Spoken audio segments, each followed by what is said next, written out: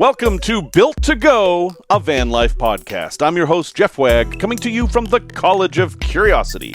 Here we are with episode 48, and this time we're going to talk about van alternatives like school buses and ambulances, and yes, even RVs. We're also going to talk about a great trick involving Velcro that I just learned on the internet, a tale from the road involving an elephant, and a place to visit that kind of doesn't exist. Hello everyone, welcome back, thanks for being here. I am rather consumed with real estate right now and lawyers, and man, I am so looking forward to just getting back into being completely obsessed with vans. And I'm actually still pursuing the idea of buying a new van for next year. And part of me is like, well, why a van? You know, vans are hard to find right now. They're super popular. They're going for a premium. What if I got something other than a van? You know, what if I got an ambulance or a school bus? Or what if I just got an RV?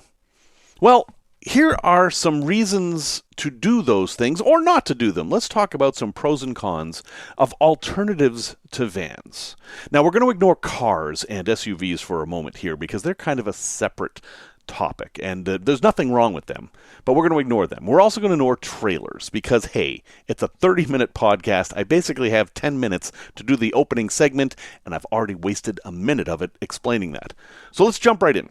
First, school buses, known as Skoolies in the community, are a perfectly reasonable thing to travel in and live in. Lots of people are doing it. They tend to be used mostly by full-timers. These are not your typical weekend warrior vehicles. I mean, of course, you can use it any way you want, but a lot of folks, especially folks with families, gravitate towards school buses or old transit buses or even double-decker buses, and there's one family traveling in an articulated double-decker bus that used to be a tour shuttle, and you can find them on YouTube. I'll try to put a link in the show notes.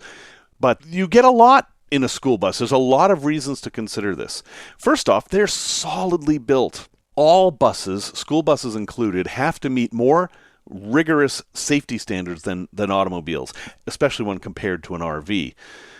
School buses nowadays, if they've been made in the last 20 years, have diesel engines. Those engines are meant to last a very long time. So even if it has 200,000 or 300,000 miles on it, that really isn't a deterrent. The engine is going to last fine. There's obviously more space. I mean, a typical high school bus, you know, the yellow cheese box school bus, is made to fit 72 people or so. You and your family, or just you and your partner, are going to fit in there just fine. They have excellent ground clearance because these things, they're trucks. They're built up higher off the ground. And because they have to have a beefier suspension to hold all that weight, they just tend to ride higher. And, of course, they can hold a lot of weight. 72 people weigh a lot more than the stuff you're going to put in there. And the price is often pretty good because there isn't that much of a market for used school buses. I mean, sure, you've got churches that buy them from time to time, but other than that, the only market is us, people who want to convert them into things. Now, in some parts of the country, they're used as hay wagons and things like that, but generally, a used school bus is going to go to somebody who wants to convert it into a home. Now, there are different types of school buses, and we could spend a lot of time talking about this. Long buses and short buses, with the short school buses being the most common and the most sought after. By the way, pro tip, if you're looking for a small school bus or like an airport shuttle, which is basically the same thing, you're going to find most of them in places where there's a lot of tourist activity. So Las Vegas, Atlanta, Orlando, places like that. That all said, what about cons? Well, one big con right off the bat is they have this front door that's often weird. It's that flappy front door you find on school buses, and that's a pain to deal with. You don't really want to live with that as your door. First off, it's not secure. Even if it's locked, and there is a way to lock them, they can be pried open. And second, they let air and water through. I mean, they're just there to kind of prevent the wind from getting in there. That's really all they do. There's a couple of ways to deal with them. Some people simply remove them and put in a household door. But one clever idea I have seen is that people will leave that door as is, but build a secure door behind the driver's seat so that the front of the vehicle is kind of its own separate space that's left as is, but the back is what they build out. So, like with everything, there are solutions for all these cons. Another con is that the driver's area has few creature comforts. For one thing, you're going to be sitting by yourself in most cases. There's no passenger seat up there. The other thing is that you're not going to have all the fun stuff up there. You're going to have very mechanical knobs. There may not even be a radio. And in some older buses, there won't even be a shoulder belt because for a long time, shoulder belts were only required in passenger vehicles and trucks just needed a lap belt. So be aware of that. Also, if they have air brakes especially, you might need a special license to drive them. You'll have to look into that. And of course, you have to worry about parking the thing. These vehicles are wide and awkward with big turning radiuses and almost impossible to parallel park in the city. That's kind of obvious, but I need to mention it.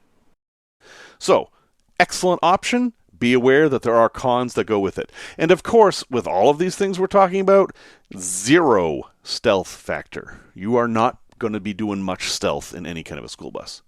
Okay, let's go to the next one. Ambulances.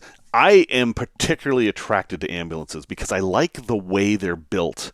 I like how solid they are. I like how the cabinets look like they're supposed to be there. They're not like, oh, I don't know, IKEA cabinets that someone just stuck in the back of their van. I mean, who would do such a thing? I love it. They're already partially built for you. I mean, a lot of the stuff's already there. You've already got lights in the ceilings, you've got windows, you've even got a bed of sorts in most cases, and lots of cabinets. And they even come with stuff like generators and inverters, so that can be nice. Well, let me go back a step here. There's 3 types of ambulances, just like there are in RVs. There's Type 1, Type 2, and Type 3. Now, a Type 1 ambulance is an ambulance that's a box built on a pickup truck or some kind of larger truck. A Type 2 is just a van, like a Class B RV, that has been turned into an ambulance. And a Type 3 is a van cutaway, like a Class B RV. You got that? It doesn't really matter. The Class 1 and Class 3 ambulances have a box in the back because it's square, the walls are at right angles to the floor, and that is a super helpful thing in building out. But here are the cons.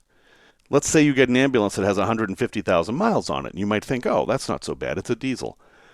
Miles is not how you measure wear on an ambulance. You measure wear in hours, because an ambulance will typically turn on and then stay running until it needs fuel. They just leave them on all the time because they need the engine to do things such as power the back. They often have bigger alternators in them, which is good, but that means that the engine has been running forever. So if you have an ambulance with 150,000 miles on it, the number of engine hours it has might be closer to 750,000 miles. So be aware of that. Don't get tricked into a low mileage ambulance because that engine has seen some stuff. Also, newer ambulances that have lower miles that are serviceable as an ambulance are quite pricey. There is a steep drop-off at which point, like, no ambulance company would actually use this ambulance anymore. Then the price drops a lot. But if it's like a 3-year-old ambulance, it's going to be probably not worth doing because for that amount of money, you could get a much more appropriate rig for yourself. And you must have a do-it-yourself personality because you're not going to find anybody who's going to be willing to work on this thing. You may even have trouble finding people being willing to work under the hood because there are so many modifications to ambulances, including under the hood, that a lot of mechanics are just like, I'm not going to deal with this.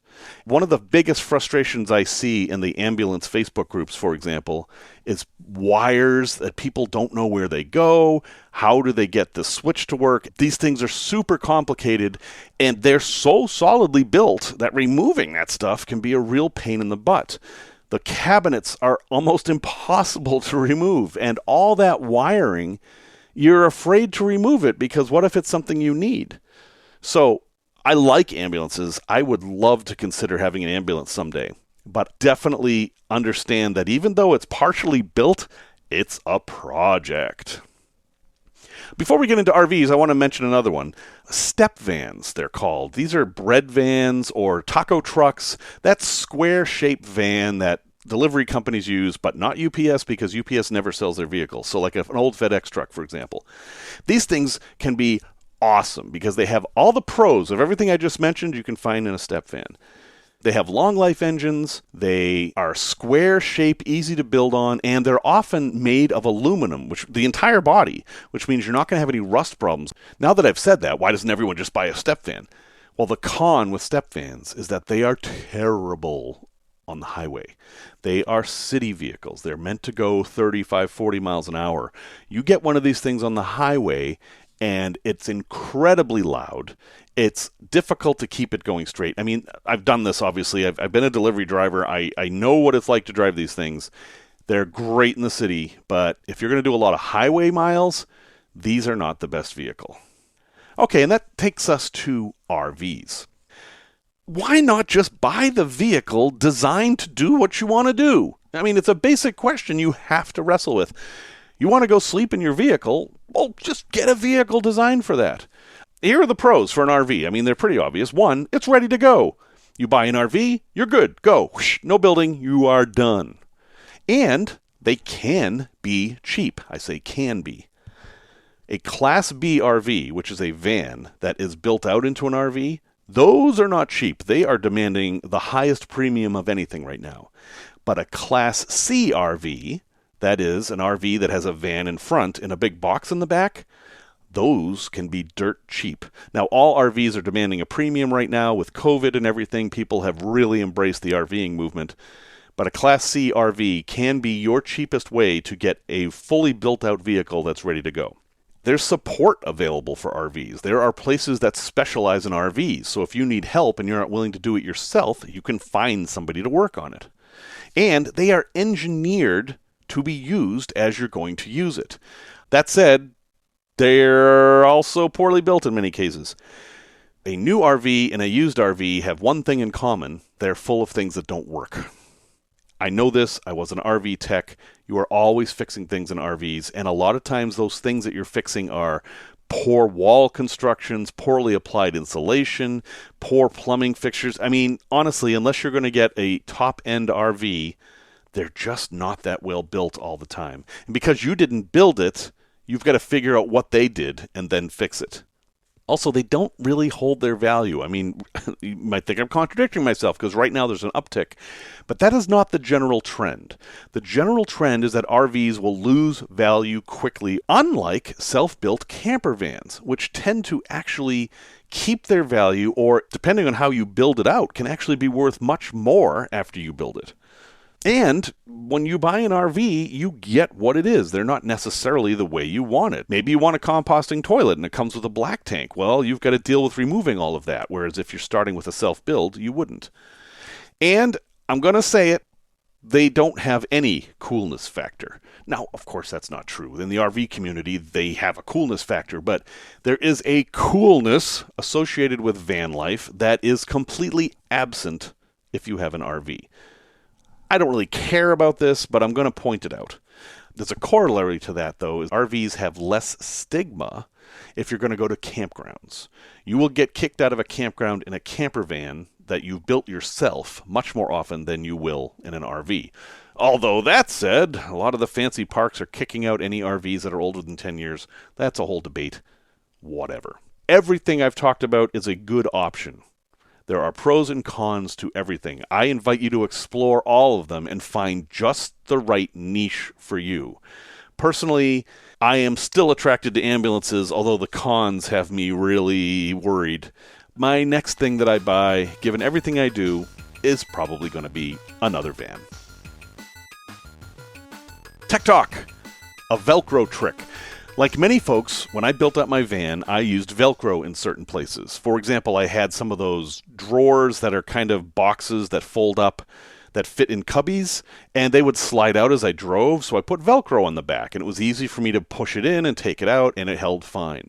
And that worked great, until it got hot, and then the Velcro adhesive started to melt, and those boxes became this gooey, sticky mess that is horrible. And I'm sure some of you know exactly what I'm talking about. There's a trick for this. Don't buy the self-adhesive Velcro. buy the sew-on Velcro that has no adhesive and attach it either with staples or, and I haven't tried this out, but I have it on good authority that this works well, shoe glue. Because shoe glue is an adhesive that will hold that in place very firmly, but it won't melt. So I'm a big fan of Velcro for a lot of places in the RV, but the melting problem has been a big deal. I am going to try out the shoe glue thing going forward, and if it works, I'll report back. And if it doesn't work, I'll report back, because that's how I am. Tales from the road. Okay, this is a little bit of a strange tale. This tale does not involve any vehicles in any traditional sense, but it does involve travel. So I'm going to count it, and if you don't want to, that's okay. I can take my lumps there. In my old life, what I consider my normal life, I take people around the world on trips.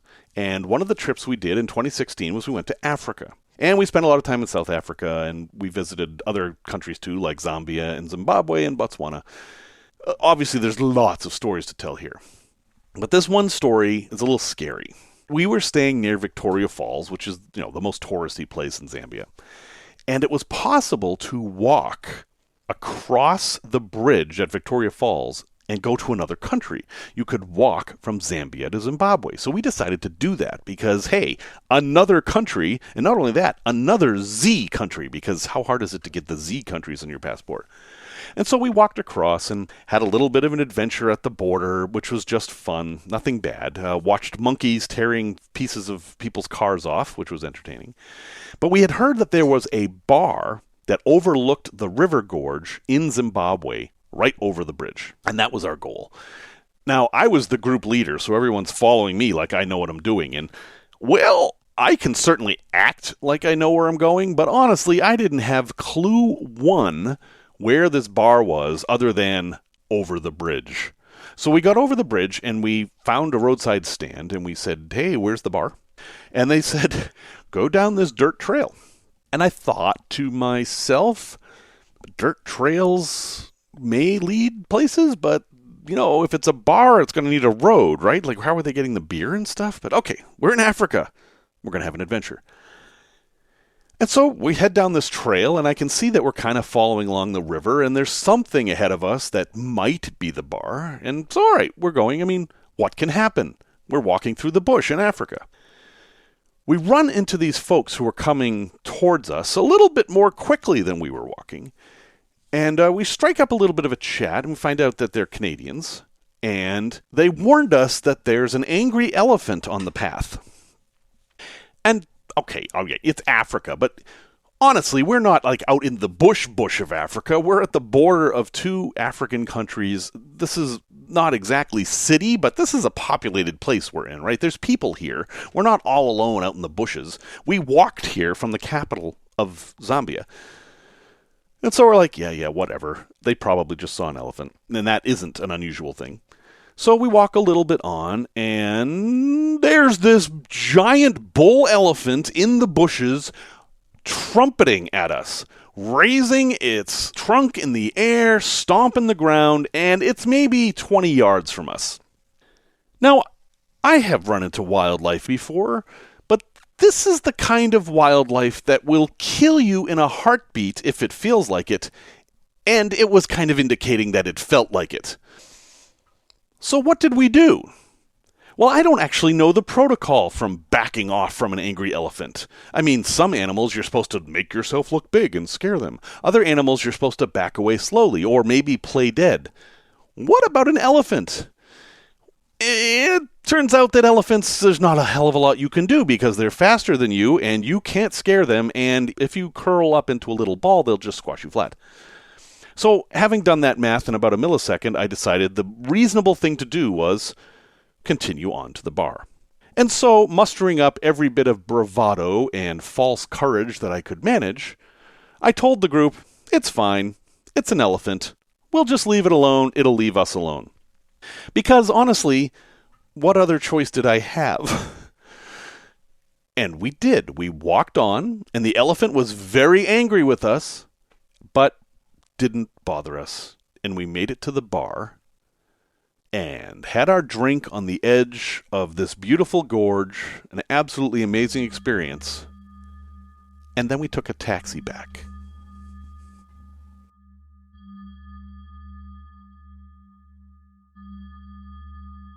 Product review.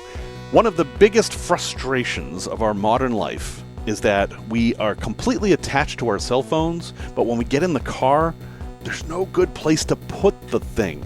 We haven't figured this problem out yet. Cars got 16 cup holders, but no dedicated phone holder. Or if it does, it's stupid, like the ones they put on the doors in the transits. Or it doesn't fit your phone because phones have gotten a heck of a lot bigger in the last 5 years. So I have tried all different ways of doing this, and my favorite, the one I'm going to share with you, is the magnetic system. I'll have a link in the show notes to make sure you know what I'm talking about, but there's a bunch of them. I'm not recommending one over the others. But the idea is this. You put a strong magnet on your dashboard somewhere. Now, it can be drilled into the dashboard, which is what I did, or they have them that mount to vents, they have them that fit in cup holders, they have suction cup ones, however you want to attach it. But the concept is that there's a metal plate on the back of your phone, and you just stick your phone on there, and it's strong enough to hold your phone in place. And what I have found after using one of these for a couple of years is that, yes, it is. It's strong enough to hold your phone in place, and it's super convenient. It's easy to put your phone up. It doesn't fall off while you're driving, except in extreme cases. And it's flexible. They bend. You can mount them in such ways that you can rotate your phone horizontal if you want. And they're travel size. I have one in my travel bag that I bring with me wherever I go, so if I have a rental car, I can just stick it in the vent and I have my phone right there. Now, there are a couple of cons with these things. One is you have to have this metal plate attached to your phone somewhere, either on the outside of your case or on the phone itself. I've done both.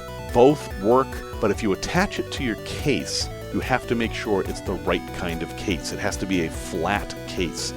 And if the case is loose or of a pliable plastic, it can kind of deform a bit, and that's not cool.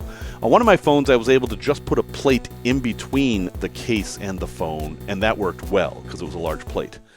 Most of the time, you're going to give up the ability to wirelessly charge your phone if you do this, because the metal plate blocks the wireless charging coils in the phone.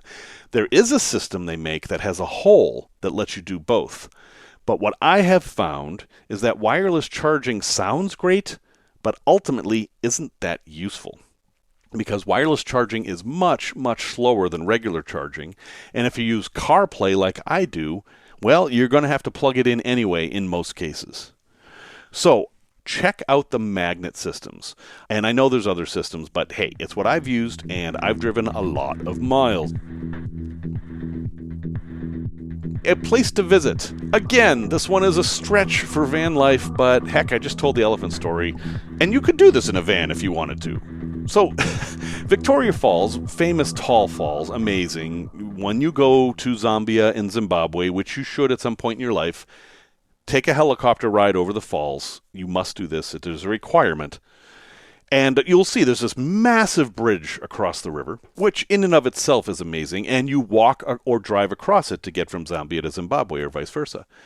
As you're walking across, there are all types of merchants trying to sell you hand-carved African animals and things like that. And, you know, being Americans and being fairly wealthy, I wanted the group to kind of support them, and so I would make a big deal of them and try to, say, hey guys, this guy's selling elephants, let's go talk to him, that kind of a thing. Within reason. I mean, after a while it gets to be a little bit pushy and you just want to enjoy the view and you've got three guys trying to sell you something.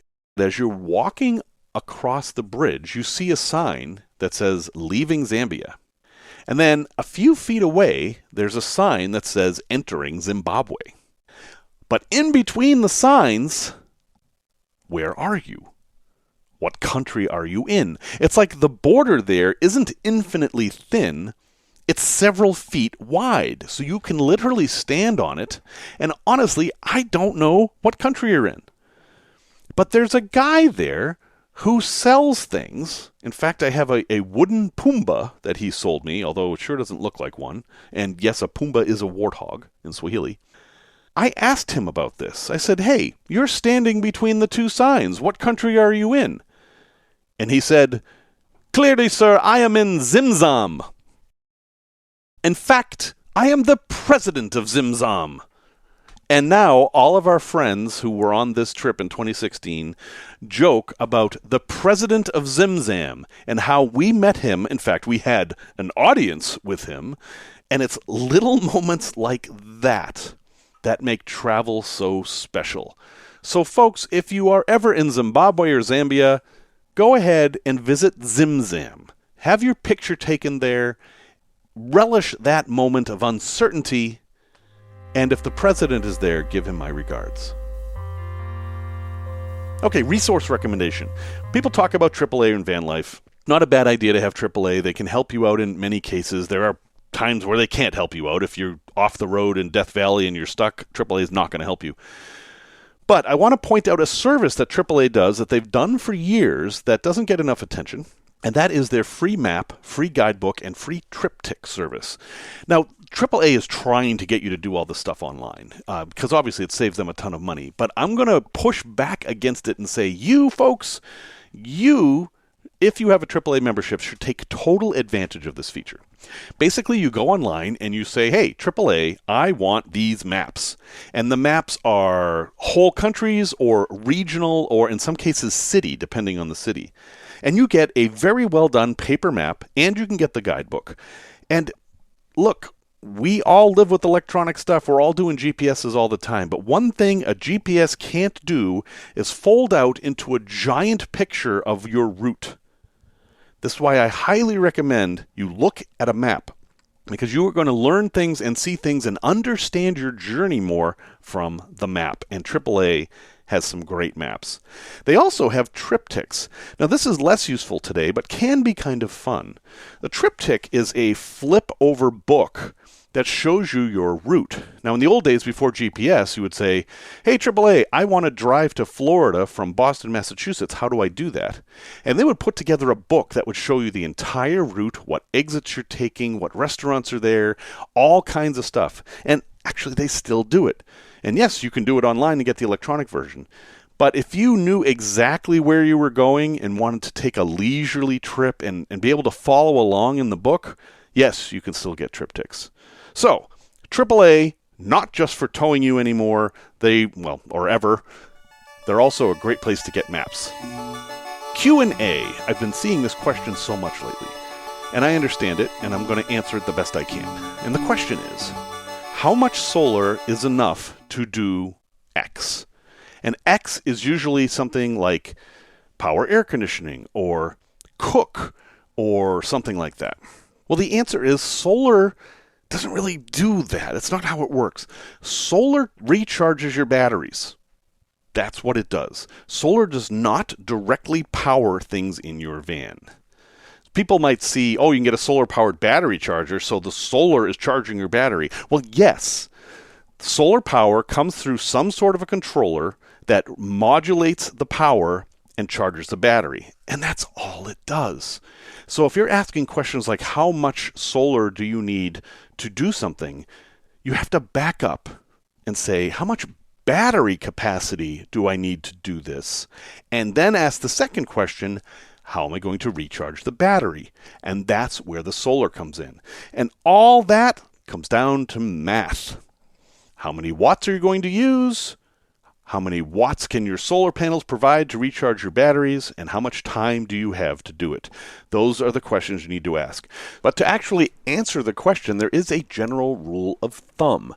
You want your solar wattage to be the same as the number of amp hours that your batteries are storing, assuming you have AGM batteries or something similar. So if you have 100 amp hours of battery, get 100 watts of solar. So if you're stuck in this loop of asking yourself how much solar, remember, solar is only to charge your batteries. There are other ways to charge your batteries, and solar is not the best way to charge your batteries unless you're going to be sitting for a long time or you just want something supplemental.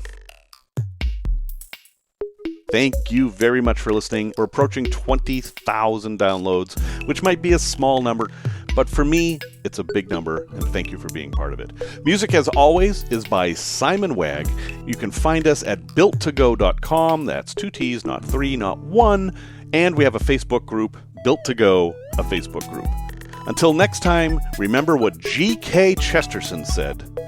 The whole object of travel is not to set foot on foreign land.